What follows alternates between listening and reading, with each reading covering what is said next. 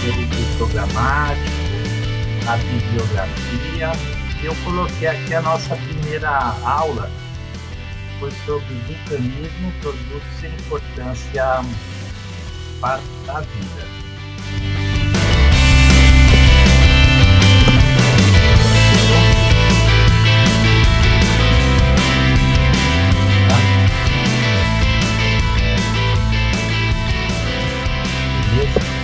Agora sim.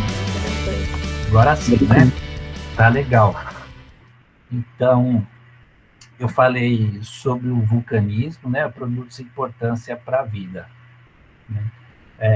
Bom, vocês são de ciências biológicas, então sempre será importante, né? A gente buscar dentro dos geossistemas a importância para a vida, né? A vida ela surge com toda a configuração do sistema Terra. É uma construção que começa desde uma explosão de uma nebulosa solar, começa a constituição do protossol, dos protoplanetas, né, os planetesimais, aí o resfriamento de toda a região solar, aí o resfriamento da Terra, os processos de diferenciação que aconteceram na Terra, né, e tudo isso foi gerando condições para a criação dos diversos sistemas que compõem o nosso planeta, e foi levando bilhões de anos, né, para ela construir todo esse sistema para dar o suporte à vida, né? Então, eu gostaria que vocês procurassem leituras adicionais sobre o sistema do dínamo terrestre, sistema das placas tectônicas e o sistema do clima, né, e a interação com a biosfera. Né, são assuntos hoje, principalmente, né, interação aqui, clima, biosfera, alterações climáticas, eventos climáticos extremos que estão começando a ocorrer, né, a gente conhecer toda essa dinâmica é muito importante e é muito interessante para vocês, além de ser um assunto, assim, apaixonante, né. Então, é muito importante a gente conhecer esse sistema direitinho, a gente dominar, né? E todos os ciclos que existem, né? O ciclo hidrológico, o ciclo do carbono, nitrogênio, todos eles, né? Porque a vida se originou aí. Lembra que eu falei para vocês, a gente imaginar a história da Terra como um evento raro, né? Talvez a vida não seja tão fácil assim de aparecer, né? São janelas de oportunidade, né, para que seja construído um sistema para suportar a vida, pelo menos a vida como a gente conhece, né? Essa vida baseada em carbono, água, enfim, né? Tudo que a gente entende como vida, tá? Então é bastante interessante a gente dominar isso, além de ser um assunto apaixonante, né? E aí eu fui falando do vulcanismo para vocês, né? Ok, o vulcão é o magma que extravasa, né? Atinge a superfície, passa a se chamar lava, ele constrói um edifício vulcânico, ou ele pode ser fissural, dependendo da mineralogia, da composição da lava, ela pode ser mais fluida, menos fluida, mais ou menos viscosa, os eventos podem ser explosivos ou não explosivos, enfim, em todo esse processo que o material é expelido, a gente pode ter, então, as diversas texturas, né, dessas lavas, podem ser estruturas vítreas, né, obsidianas, granulações mais finas, as texturas mais grossas dos tufos vulcânicos, formar cavidades gasosas ou bolhas, vesículas, né?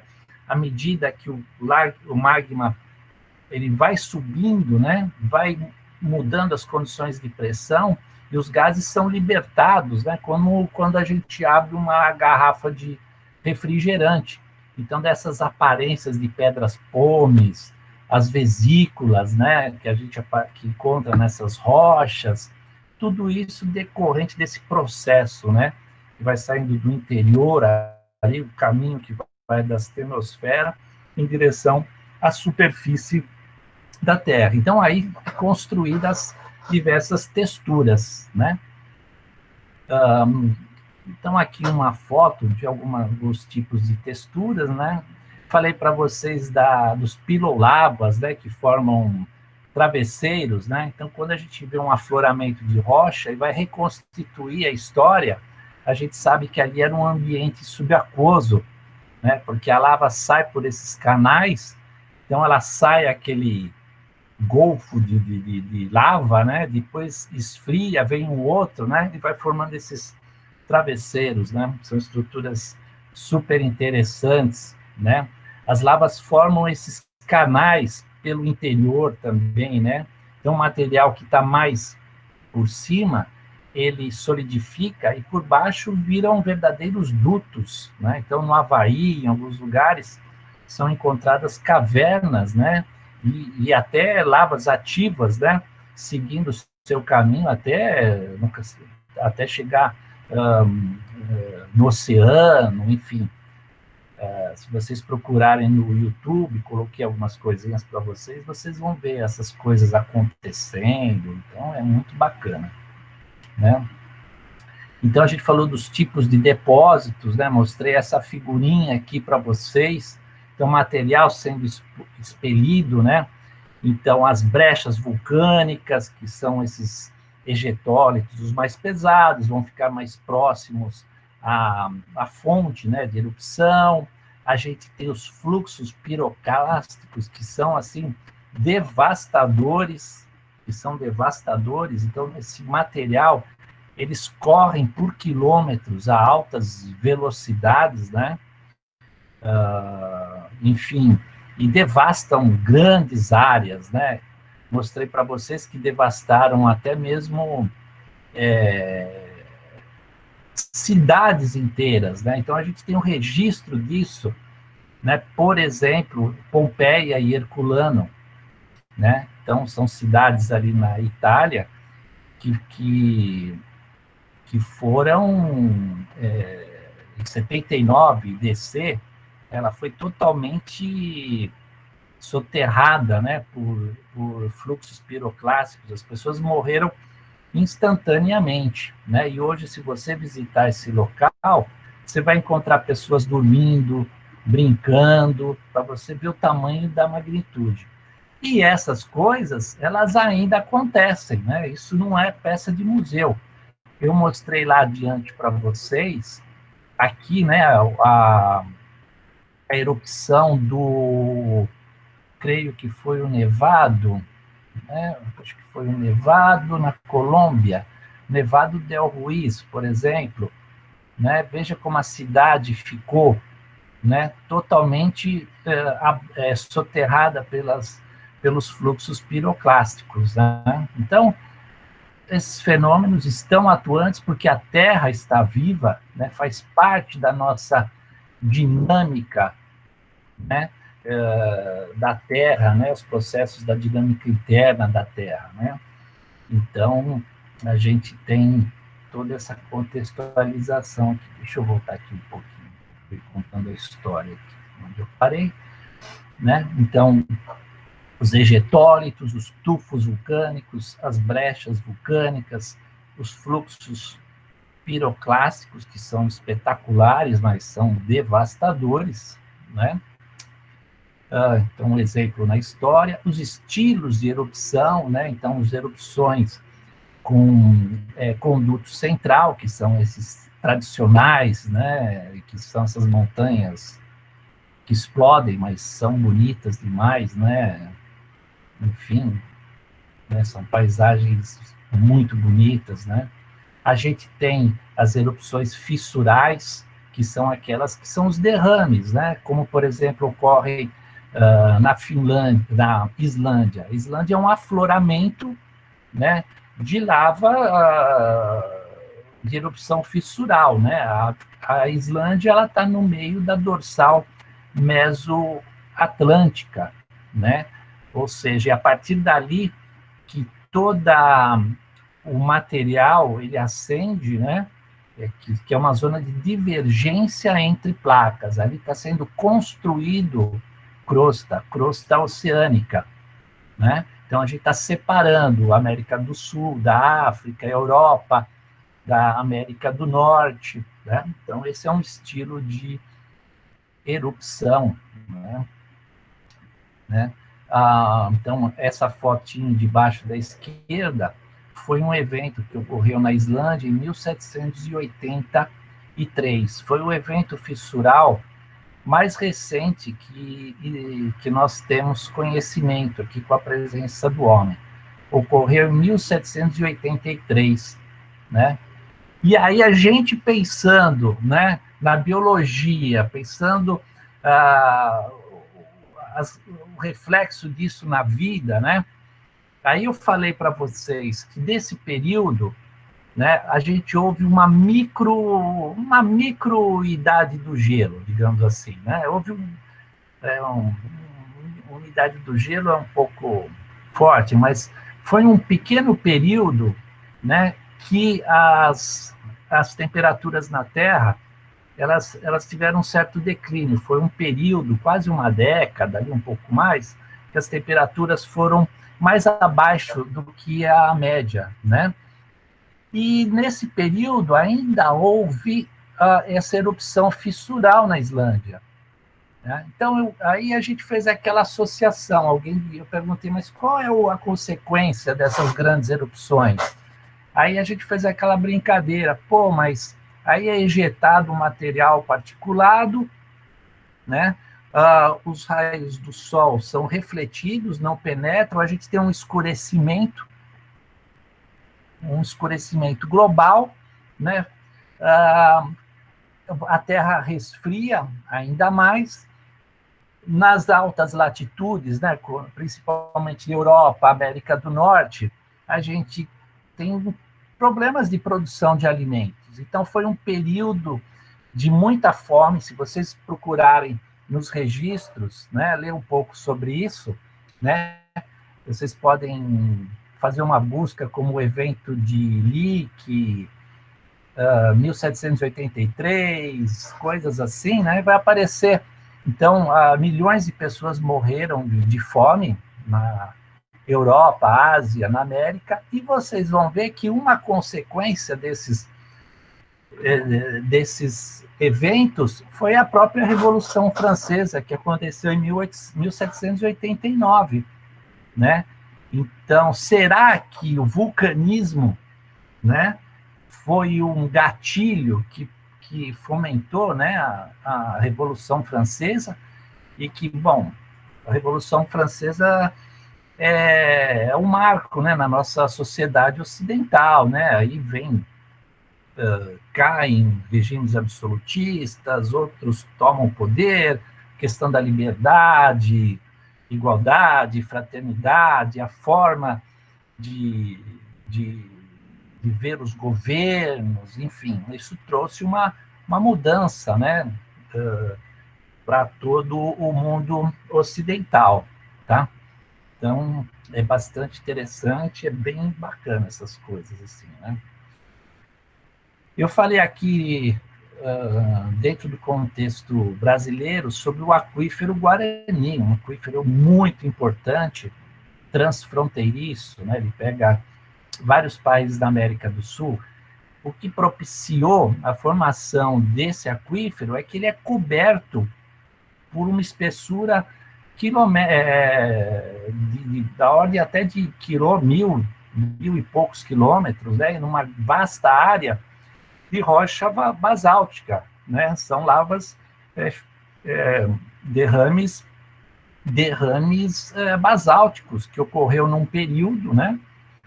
E ele cobriu todos os sedimentos arenosos, que a gente chama de formação Botucatu e Piramboia. Olha que interessante, o capricho, né? O capricho que são as coisas.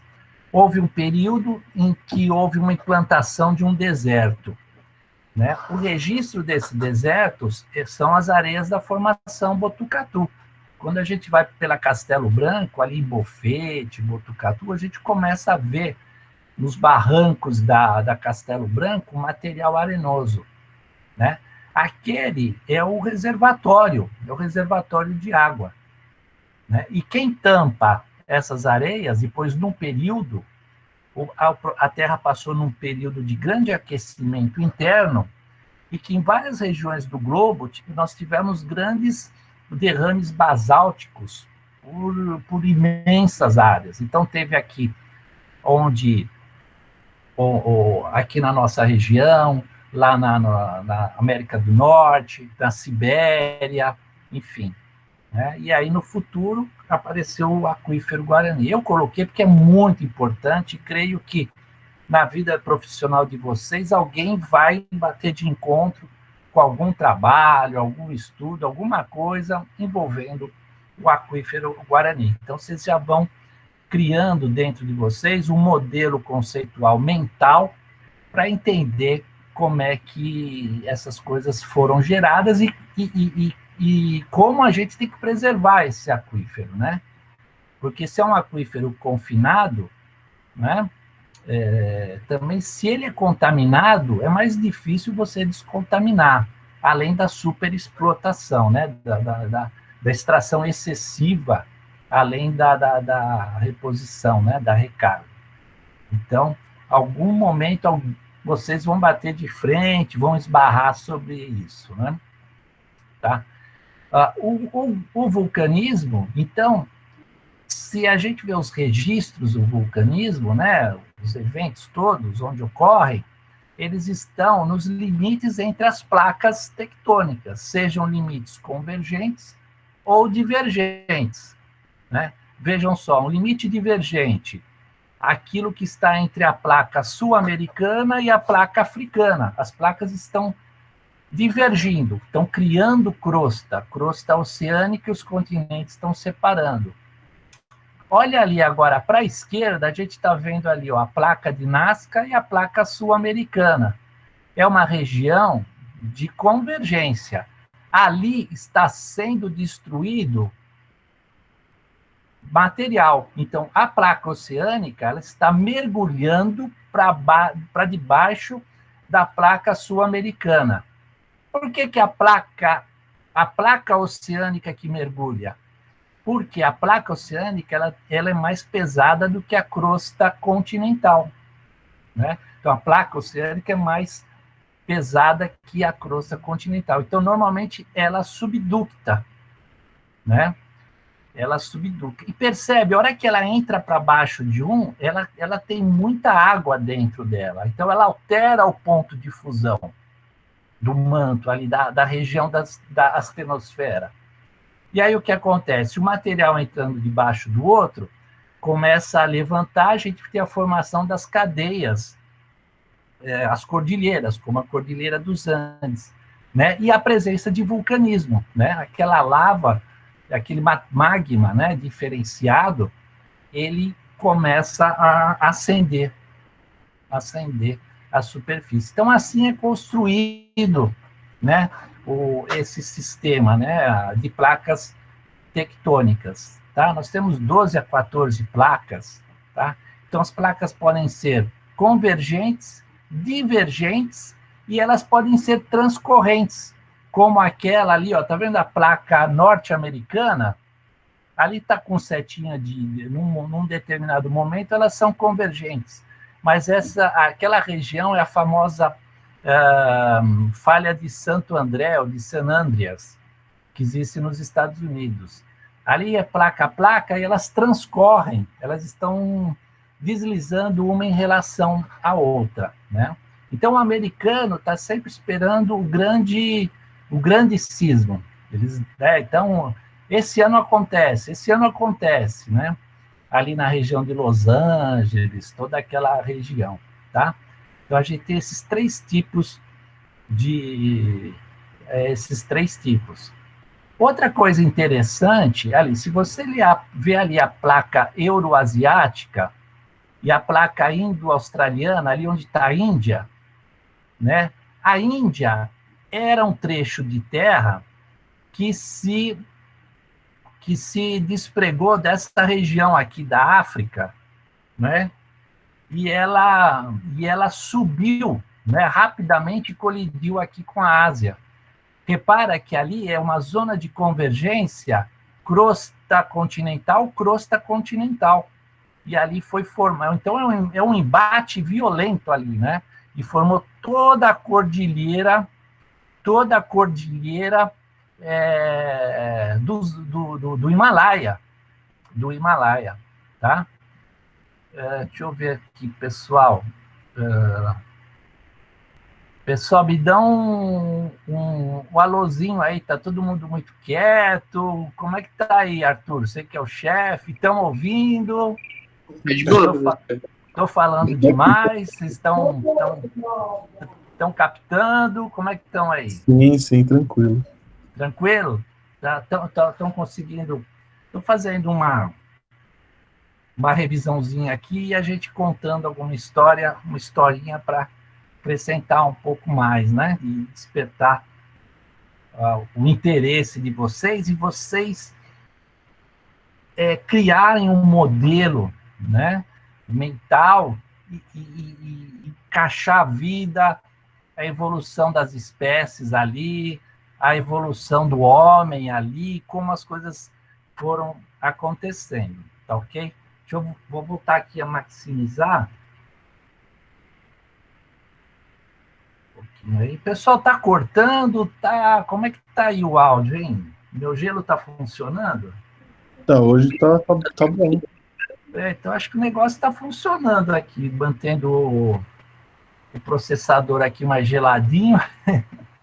Tá Hoje bom. não tá travando. Como? Hoje não tá travando. Não, né? Então acho que o esquema aqui do bloco de gelo acho que está funcionando, então. Eu quero... Eu falei aqui das cordilheiras para vocês. Essas cordilheiras, elas são relativamente recentes, né? São do período terciário. A gente tem os Andes, as montanhas rochosas, os Alpes e o Himalaia.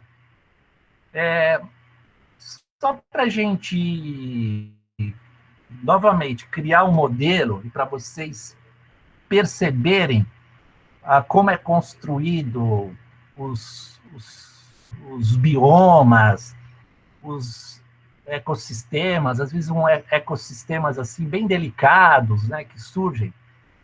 Pessoal, aqui, ó, onde está meu cursor, aqui onde está a Índia, ali é a cordilheira do Himalaia, tá ok? Repara que a cordilheira do Himalaia, ela se estende de leste a oeste. Ela se estende de forma aqui, ó, latitudinal, né? Agora, repara aqui, ó, que os Andes, ele se estende de uma forma longitudinal, né? Agora, se a gente colocar os sistemas de circulação, sistema clima, vocês vão descobrir coisas interessantíssimas, né? O que existe aqui em cima, passando a Índia e a China, existe um lugar aqui que se chama Mongólia. Toda essa região é um grande deserto, né? Deserto de Gobi, né? É um deserto místico, tem muitas lendas ali, né? Das bordas desse deserto que surgiram lá Gengis Khan, toda essa turma que, num certo período, aterrorizaram toda a Europa, né? E provocaram mortes, migrações, né? Aqui, olha, aqui a gente tem a Índia, Bangladesh, toda essa região, são regiões que mais chovem no mundo. Por quê? Já ouviram falar das monções, né? Então tem um período de ano, todo o ar vem para cá e ele é barrado pela cordilheira, né? Então o que acontece? Chove, né? O ar acende, esfria, chove, e coincide com degelo, a época de degelo das cordilheiras. Então é muita água que desce aqui, né? Então essas populações ficam vulneráveis, a gente está produzindo alterações no clima, os eventos vão ficando cada vez mais estressantes, o ser humano ocupa toda essa região de forma desordenada, claro, a pobreza no mundo vem crescendo junto com a população, né? E aqui, olha, onde é os Andes, a gente tem um outro sistema circulatório, né? Então, as massas polares, como essa última que teve agora, que fez um frio, né? Com uma bolha polar que subiu, né? Então, ela consegue entrar até dentro do Brasil, e ela chega até mesmo ali, Mato Grosso para cima, né? Esfria uma área enorme da região aqui, da América do Sul, e até mesmo no Brasil, regiões de latitude mais baixas ali, né? Então, tem a ver com toda essa conformação que foi construída por esse sistema da dinâmica interna, né? Ok? E aí vocês vão criando um modelo, né? Aí eu contei para vocês um pouco sobre a atividade humana, mostrei alguns casos para vocês, né? No caso na Colômbia, o Nevado de El Ruiz, né? Você vê a quantidade de pessoas afetadas, vítimas, né? E esses eventos impactam, muitos deles, assim, globalmente, porque é o excesso de particulado que vai para a atmosfera e entra no sistema de circulação, né? E, como vocês viram, dependendo do porte, ele impacta, ele pode afetar, ter um esfriamento mais localizado ou regional, né? Vai mudar a coloração do pôr do sol, contei para vocês do Pinatubo Sunset, né? Ou mesmo aqui em São Paulo, né? Quando a gente vê aquele pôr do sol muito avermelhado, é dado pela fuligem, né? O sol já está baixo, então reflete, né? Na fuligem, no interior, as queimadas, né? Também propiciam esses pôres de sóis, assim, né? Enfim. Aí eu perguntei, puxa, mas por que o ser humano procura tanto ficar do lado de vulcão, né? Gente, o ser humano é a questão do solo, né? A produção agrícola, você tem água, você tem solos ricos, férteis, né? Depois que passa tudo aquilo, né? Até eu brinquei com vocês que tem os vinhos vulcânicos, né? Que tem origem ali nas Ilhas Canárias, alguns países ali produzem vinhos vulcânicos, né? Então, por isso que o ser humano ele está ali, recurso, né? O solo é um recurso, né? E precisa aprender a cuidar bem dele, né? E aí eu falei para vocês da civilização minoica, né? Que foi uma civilização espetacular, né? Que surgiu antes da civilização grega, né? E por uma série de condições especiais, como estar em ilhas vulcânicas, entre a Ásia, Europa ali, eles evoluíram ali, atingiram, desenvolveram a metalurgia, o comércio, criaram uma civilização ali exuberante, mas foi vítima de um cataclismo, em 1623, e a civilização desapareceu, né? E por isso que desapareceu, é uma civilização primitiva, e a cultura grega, ela herdou, né? Ela herda, né? Toda a filosofia, ela herda a ciência minoica e começa a nossa civilização ocidental, né? Então é bastante interessante. E uma civilização que desapareceu do dia para a noite, né? Por uma explosão vulcânica, né? Que é o Santorini, tá? Eu falei para vocês que também pode se retirar energia dos vulcões, né? Essas zonas aí térmicas, como na Islândia e alguns outros lugares, podem ser montadas centrais geotérmicas, né? Essa daqui, por exemplo, é na Islândia, né? Os caras lá tiram energia disso, né? Pegam o vapor, né? O vapor que é produzido ali das zonas termais, e o vapor ele vai gerar, né, um rotor, uma turbina, e gera energia elétrica. A água esfria, eles reinjetam, né, dentro das câmaras magmáticas, né, tá? É claro que também, depois do futuro, vocês vão ter mais contatos com gestão ambiental, planejamentos, projetos, né?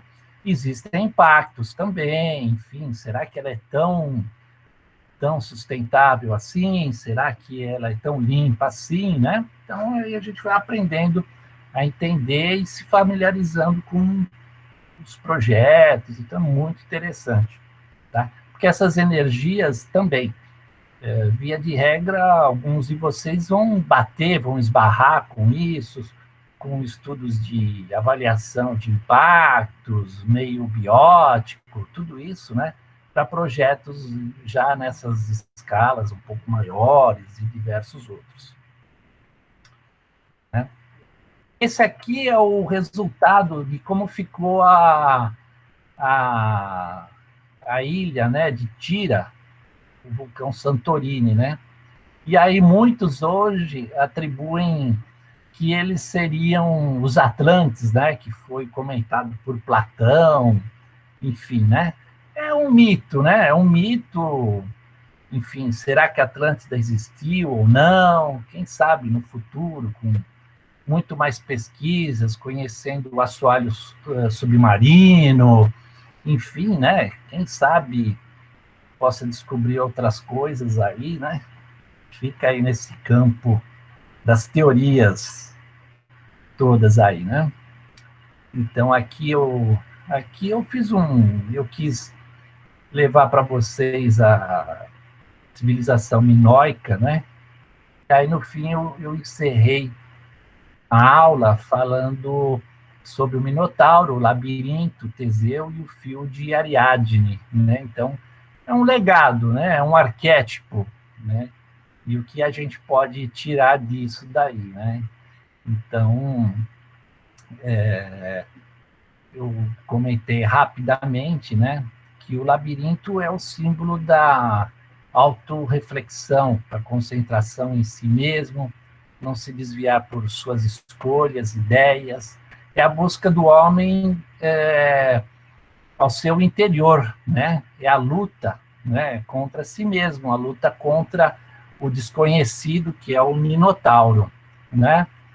Na lenda, Teseu, quando ele chega na ilha, a Ariadne se apaixona por ele e ela dá para ele um novelo. Então ele deveria usar o novelo, né, e desenrolando o novelo para marcar o caminho. Ele mata o Minotauro e depois ele sabe o caminho da volta, né?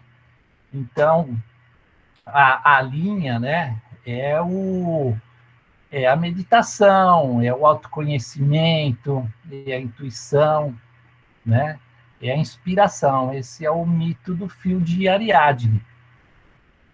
Teseu prometeu desposar Ariadne, né? Então depois ela volta,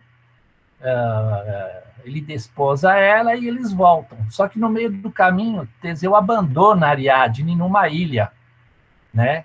E ele vai embora, deixou ela lá e ela morre lá, né?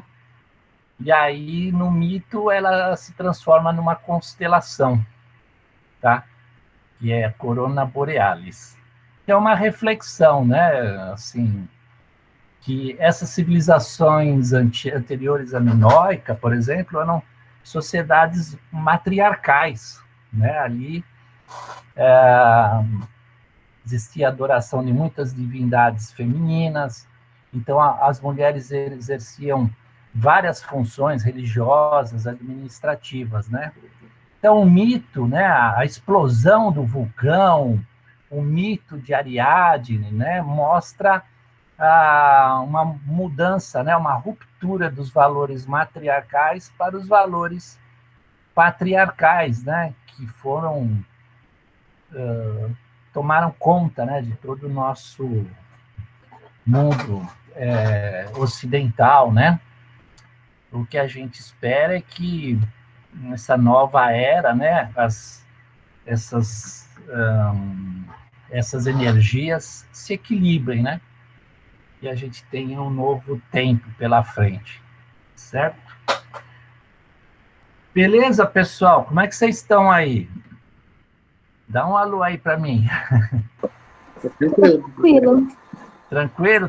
Tá fluindo o áudio, o gelo tá funcionando? Tá funcionando. Tá ok, então. Tá bom. Beleza. Pessoal, aqui no Moodle, eu coloquei... Deixa eu achar aqui onde está o Moodle. O Moodle...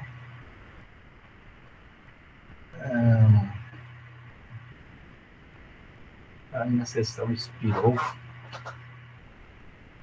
Deixa eu ver aqui. Eu ainda queria falar um pouquinho sobre o vulcanismo e a vida. Vulcanismo e a vida. Vocês viram no grupo que eu coloquei sobre as fontes hidrotermais? Vocês viram lá um videozinho? Com a animação, professor? Aquela animação Sim. do polvo. O tentáculo. Do tentáculo, né? Deixa eu logar aqui de novo. Eu queria mostrar para vocês, a gente continuar biologados, né? Sobre essa teoria das fontes hidrotermais. Um momentinho aqui que eu estou logando.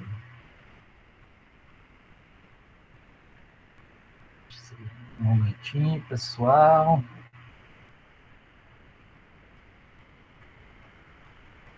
Então, meninas, vocês viram a natureza humana, o que é, né? Teseu traiu Ariadne. Abandonou ela e foi embora, hein? Diz muito sobre traição também, viu? O mito, o arquétipo. Mas não vamos fazer polêmicas, vamos manter, vamos buscar equilíbrio entre as energias.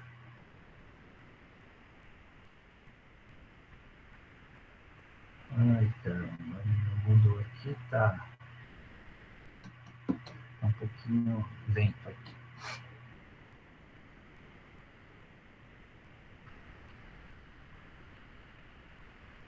Vamos.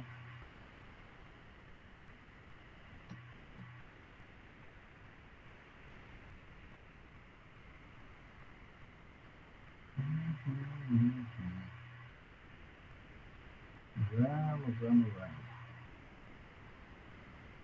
Tudo bem, pessoal? Vocês estão firmes aí? Tranquilo, professor.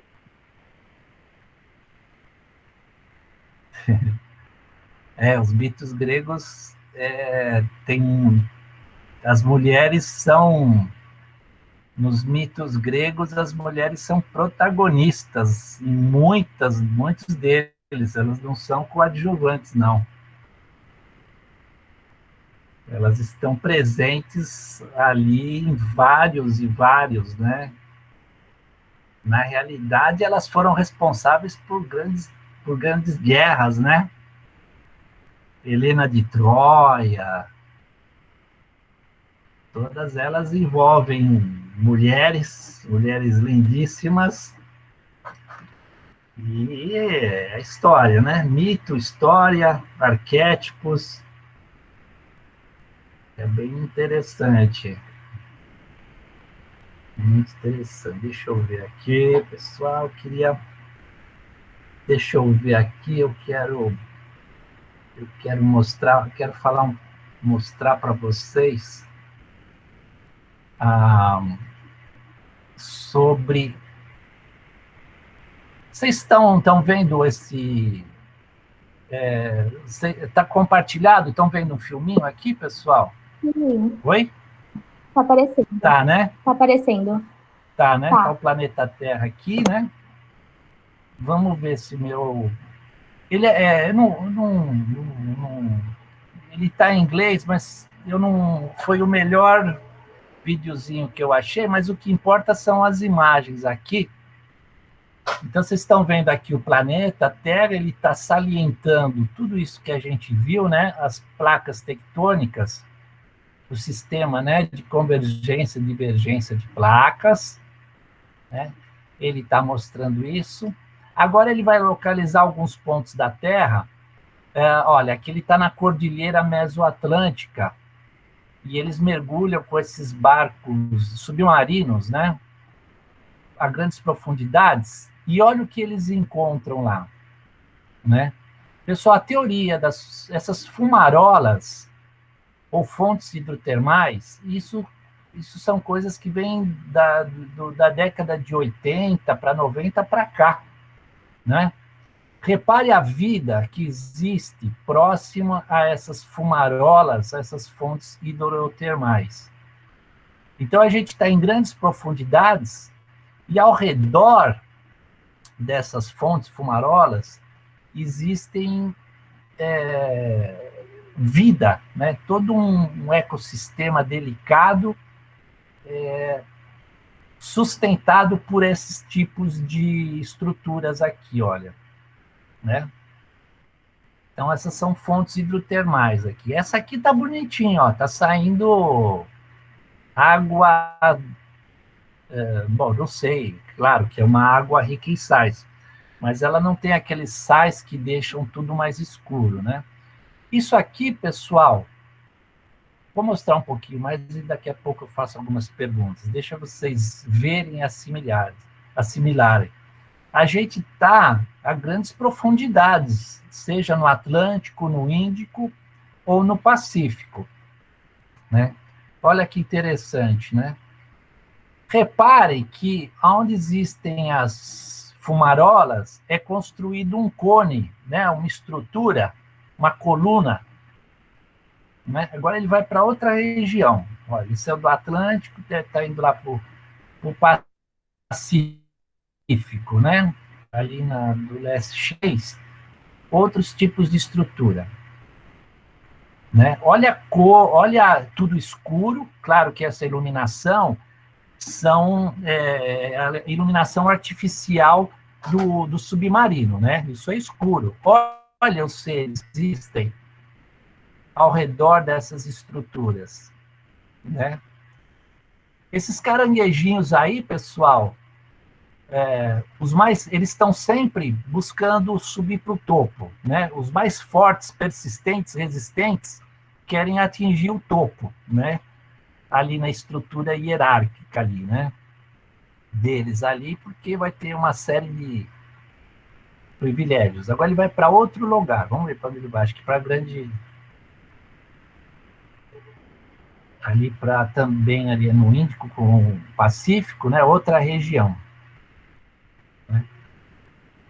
Aqui, olha, você vê que também são outros tipos de sais, né? Envolvidos. Olha, as fumarolas já tem ali uma coloração. Olha, tem uns camarõezinhos ali albinos, né? Não tem luz, né, pessoal? Essa luz, o filme está bem bonito, mas é luz artificial, né? Reparem, né? Que interessante, né? A gente está a grandes profundidades, são grandes pressões, não tem luz, né? Tem que ser muito especializado para viver nisso tudo, né? Olha que interessante. Então, vai sendo construído essas estruturas. Claro que chega um momento, né, também elas desabam, por isso que ao redor ficam todos esses fragmentos, essas brechas que são de desabamentos. Mas aquilo vai sendo, né? Porque os sais vão subindo, precipitam, eles saem das fontes em forma solúvel, né? À medida que eles vão ascendendo, eles vão passando para a fase sólida, vão precipitando e vão construindo essas chaminés. Aí aquilo vai ficando muito grande e desaba, e vai todo o processo, né? Olha aí, tem toda uma cadeia, né? Tem todo um sistema que é construído e dependente dessas estruturas todas, né? Vou deixar mais um pouquinho para você. Olha essas daqui, né? Essas fumarolas já são bem escuras, né? Também. Tá bem bonito esse vídeo aqui. Foi bem bonito. Isso aqui, pessoal, essas descobertas são recentes. Isso é do começo dos anos 90 para cá, né? Você vê como a gente tem muito para conhecer do fundo oceânico, né? A gente já foi para a Lua, mas nós praticamente conhecemos muito pouco do assoalho, né? Meu computador tá meio... Bom, beleza. Deixa eu parar o videozinho aqui, senão daqui a pouco vai travar. Pessoal, eu queria... puxa, se não chega a luz lá, como é que aquele pessoal consegue energia lá? Como eles é, como eles se viram ali? Vocês conseguem imaginar? Alô, pessoal, estão aí? Alô, alô. Alô, Peter. Estão aí, né? Estão firme aí? Sim. Beleza. Tá fluindo o áudio, o gelo tá funcionando aqui? Tá funcionando, professor. Tá funcionando, né? Mas Então tem que tá bom. ficar esperto para ele não ter, né, em cima. Tá certo. Olha, repara que lá, né, a fonte de energia, ela é química, né? A luz solar não chega naquelas profundezas, né? É um processo de quimiossíntese que existe lá, né? Que mantém todo aquele sistema, né? A base da obtenção de energia, né? Então, é interessante, né? Porque quais são as fontes de energia da Terra, né? Que mantém os processos da Terra? A gente tem a dinâmica externa da Terra, que são os ventos, os mares, oceanos, as geleiras, os rios, né? Quem movimenta tudo isso, que faz parte do ciclo hidrológico, é o calor, né? A energia solar, né? A água evapora, vai para a atmosfera, precipita, e é o grande motor. Só que o outro motor, ele vem das profundezas da Terra. Deixa eu ver aqui, que é a degradação, que é o calor originado. Deixa eu pegar aqui uma fotinha, né? Que é o calor originado pela decomposição, né? Aqui isotópica, aqui, ó, pela degradação dos elementos que estão no centro da Terra, né?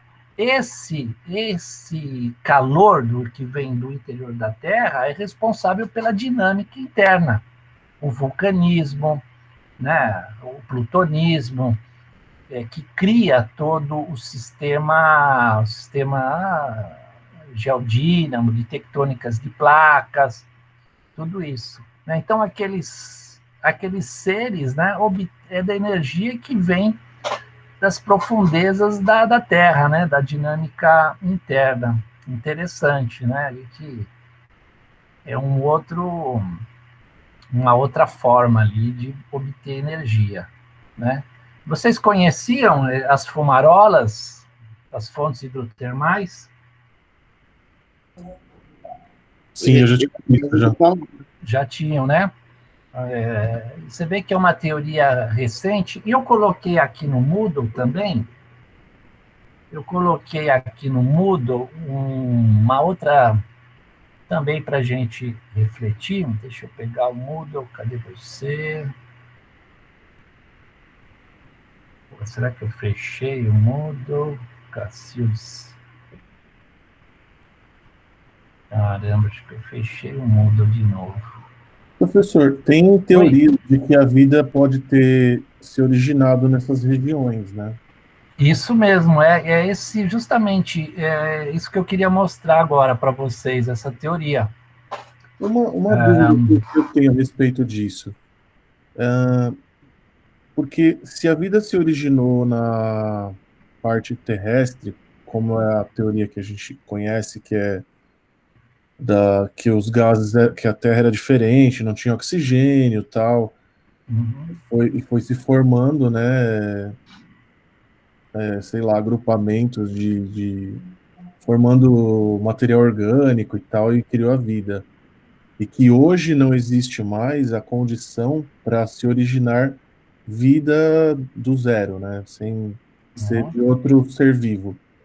Mas se for nessas profundidades, se realmente fosse nessas regiões, hoje em dia também poderia, então, surgir novas vidas? E vai saber, não é verdade? Porque, olha, para a gente refletir. Ó, vou pegar aqui, eu separei um videozinho. Você vê que interessante isso que você falou, né? Porque as condições atuais da Terra não é a mesma do passado, né? Mas talvez a gente tenha alguns lugares que talvez ainda reflitam, de certa forma, um ambiente até próximo, digamos assim, do passado, né?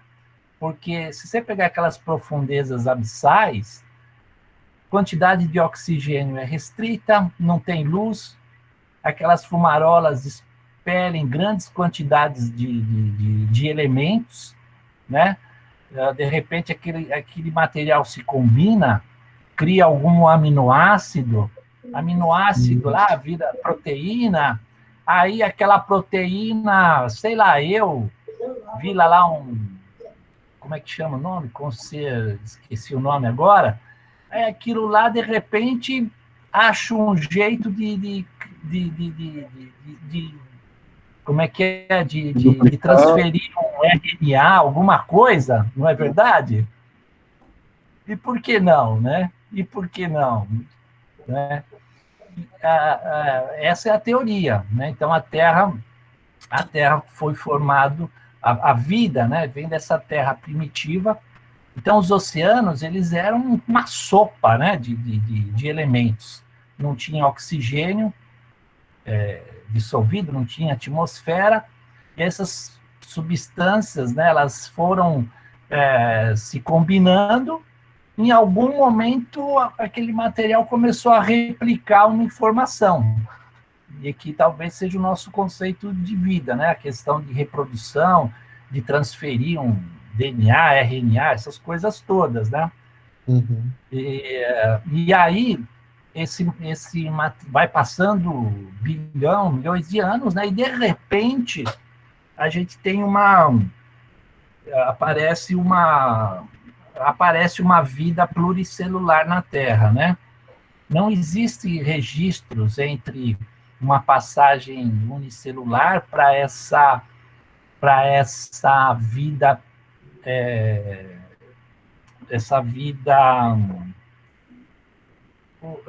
pluricelular, né? Que é representada pelo que a gente fala de fauna de diácara, né? Então existe um hiato enorme. Então, né? E aí também eles têm a questão, né? O que aconteceu com esses elementos que se combinaram, esse start que de repente ele começa a multiplicar, né? Então são coisas que realmente são hipóteses, teorias, né? E esse é o grande, né? Que momento surge a vida, né? Eu coloquei aqui, deixa eu ver. Vocês estão vendo outro videozinho, pessoal? Sim. Sim, né? Sim. Ó, estão ouvindo bem? Para mim tá meio... Tá bom. Pelo Tá, né? professor. Oi? Olha, essa é a Terra primitiva. Então, a Terra, nessa época, ela é quente, né? A Terra é um magma que vai esfriando ali, né? E não tem atmosfera, é bombardeado constantemente por meteoros, né? Ó.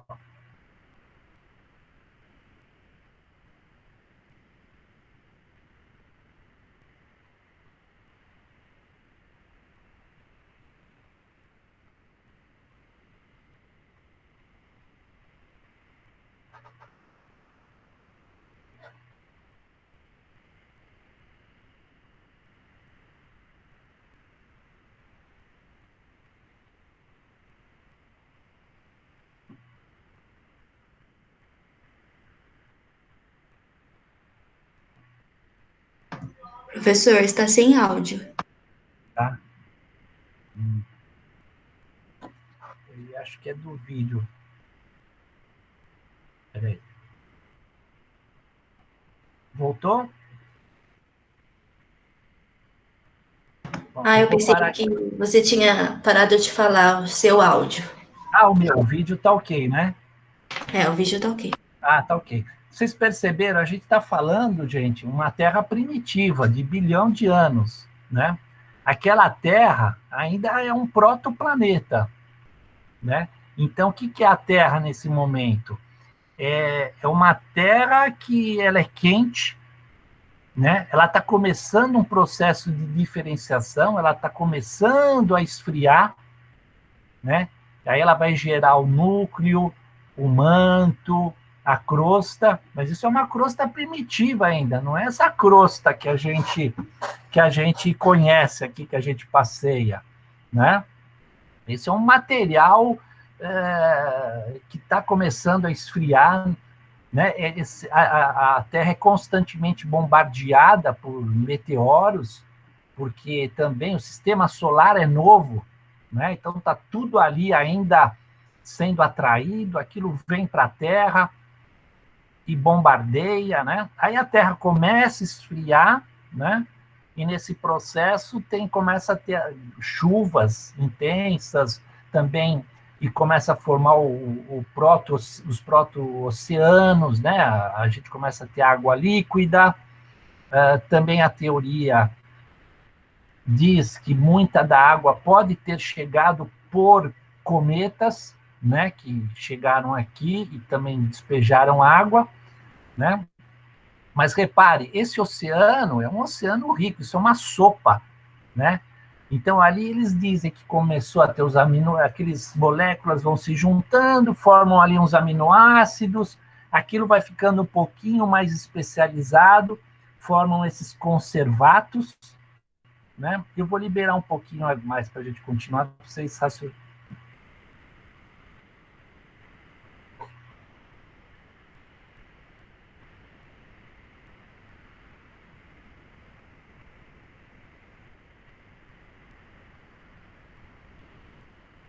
Então, aí é o momento chave, né? A teoria fala isso, mas é o que todo mundo busca, né? O que aconteceu que, de repente, começaram a reproduzir, né? Então, é um elemento chave, né? Vou continuar um pouco mais.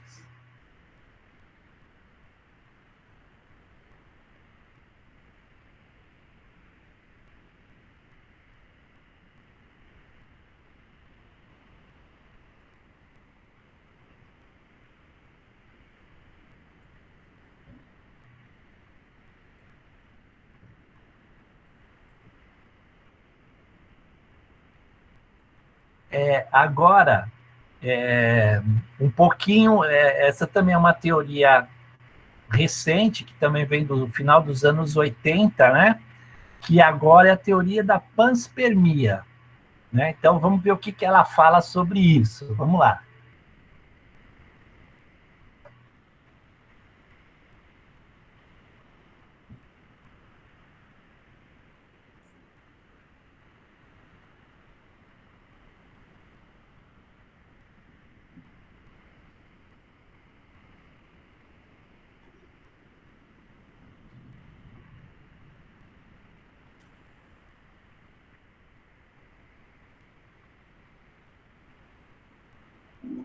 Beleza, deixa eu fechar aqui. Vocês entenderam a ideia da panspermia? Né?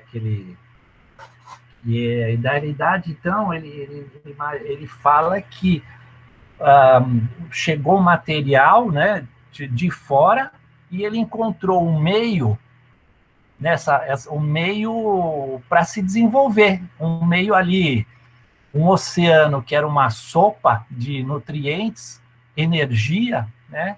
E ali começa a se desenvolver, que na realidade é o ambiente das fumarolas, né? Você tem então ali bactérias, né? Que são essas, que eles também pesquisam, bactérias extremamente resistentes, né? Tem aqueles tardígrados também que o pessoal estuda.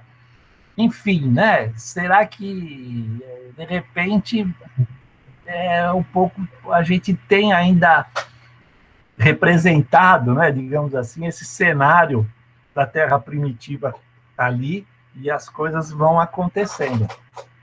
Mas essa teoria da panspermia é uma corrente, né, que também acompanha, né, por isso o interesse de procurar vida orgânica dos meteoros que vêm de Marte, como há alguns anos atrás, uma polêmica, né?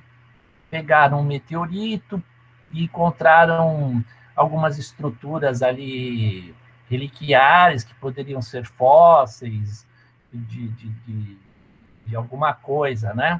Então é uma teoria que tem a sua força também, enfim, e vocês veem que, enfim, é possível, né? A gente vive num universo de infinitas possibilidades, né? Enfim, mas o que eu quero mostrar para vocês, com isso tudo, né, é a gente biologar em cima dos vulcões, né? Do vulcanismo, né? Então, como que isso atua, né, na criação, desenvolvimento do nosso planeta, os seres vivos, os diversos ambientes especializados, como isso envolve na nossa jornada aqui, no nosso caminho, né? Deixa eu pegar aqui, deixa eu ver se tem mais alguma coisinha aqui do vulcanismo. Bom, eu coloquei esse material lá no Moodle, então tem todos esses slides aqui, eles estão lá, né? Só não tem o áudio porque na aula passada falhou, né? Mas eu coloquei também material para vocês lerem. Então aqui eu coloquei então material aqui para vocês lerem também, de onde eu tirei a aula, e tem uns videozinhos bem bacaninhas assim, que ajudam a gente a criar um modelo mental, vocês chegarem daqui 4 anos numa boa bagagem. Bom,